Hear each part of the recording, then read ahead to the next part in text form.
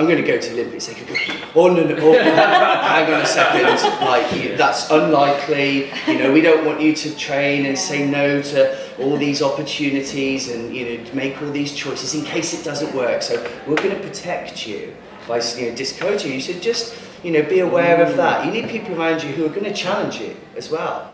What are you thinking about on the end of the diving board? And the answer is nothing. And if I ask you now, or you at home, to think about nothing, how are you getting on? It's very difficult to do. It's almost like me saying, right, go to sleep now. You can't just make yourself sleep. Well, I mean, some people, I bet they can, but it's very, very difficult to do. So there's a process involved, because if you're thinking about something at the end of the diving board, then the more likely you're going to get in your own way.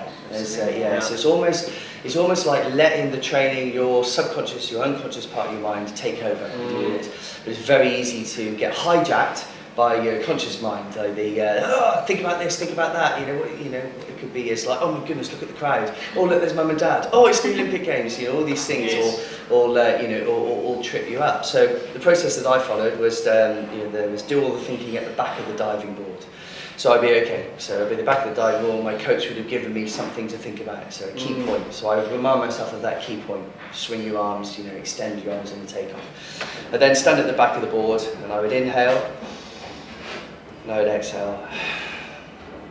And that would be my cue. And then in my head I'd go smile and believe.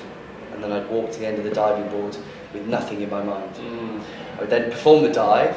And then as soon as I hit the water, like your feedback then comes to you. You suddenly realise what you've done, as in, you don't realise during the air, because it takes 1.5 seconds to perform the world's most difficult dive. Then you hit the water, then you realise what it was like. Oh, that's what I did. And then you swim to the side. So the interesting thing for me is the best dives I've ever performed in competition.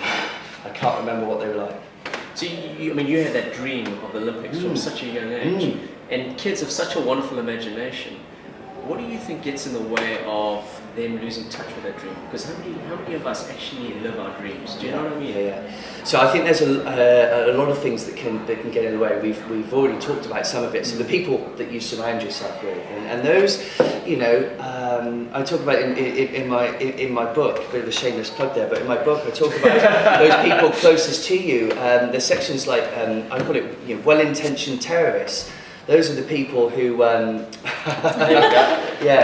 are the people that are closest to you, that have your best interests at heart, but those are the ones that can trip you up. You're at the most important event of your life, and they'll come up to you, and because they love you so much and they want you to do well, they'll see something really unhelpful, like, don't worry. And you kind of go, oh, I wasn't worrying until you said, don't worry, and then that can be it. Or, because they want to protect you, and you think, I'm going to leave my job, and I'm going to do what I love, and they go, oh, who's going to pay the mortgage, because they want you to be safe and secure. And so, the people around you can, often, take away your dreams, because they don't think it's possible. That's their frame, that's their belief. You mentioned your shoulder injury earlier, so just to go back to that, when you were going through rehabilitation for that, did you find it was as much as a mental battle as a physical one? Oh my goodness, yeah. I think rehabilitation from any injury, no matter how severe it is one of the biggest challenges any athlete at any level will face, because it takes you away from what you want to be doing. The more the more experiences you get with injuries, the better you get at dealing with them. And so I think that the key learning for me during my 4 shoulder surgeries, the 4th one was the easiest one to rehab from, because I'd been there so many times before, and I got the learnings each time. The first one I tried to rush. I was constantly thinking about what I couldn't do. I was constantly thinking about what I wanted to do next week, the week after. I wanted to be in the diving pool, wanted to be in the weights room. And I wasn't concentrating on what I could do. And what I could do at the time might have been as simple in the early days as just some small movements.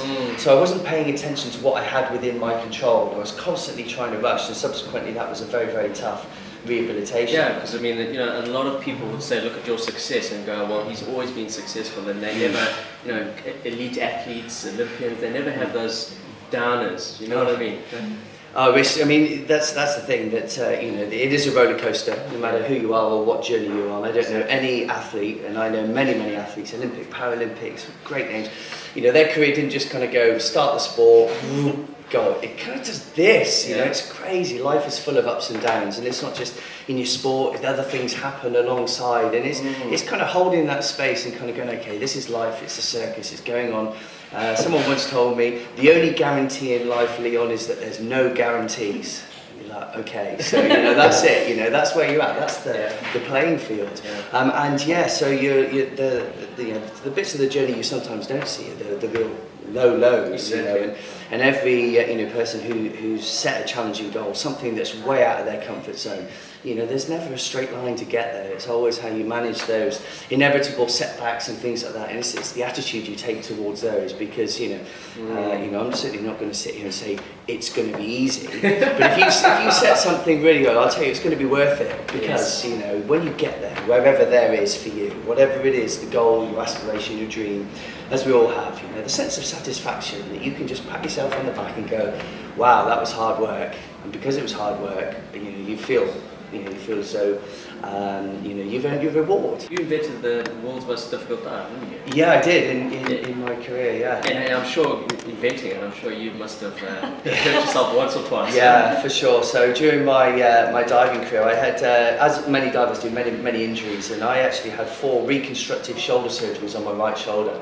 The impact injury was actually caused, when I was inventing the world's most difficult dive. So it came at a cost. I injured my shoulder, and then I carried on training and such like. So it's a very tough sport. But if you're pushing the boundaries, sometimes the boundaries push back. And in this case, they pushed back at 40 miles an hour. And my arm did that. But it's about pushing yourself and taking on those risks. And the choice would have been not to do that. And then ultimately, my career would have been very different. So there's no guarantees. But I guarantee if you don't do anything, then you're never going to achieve anything.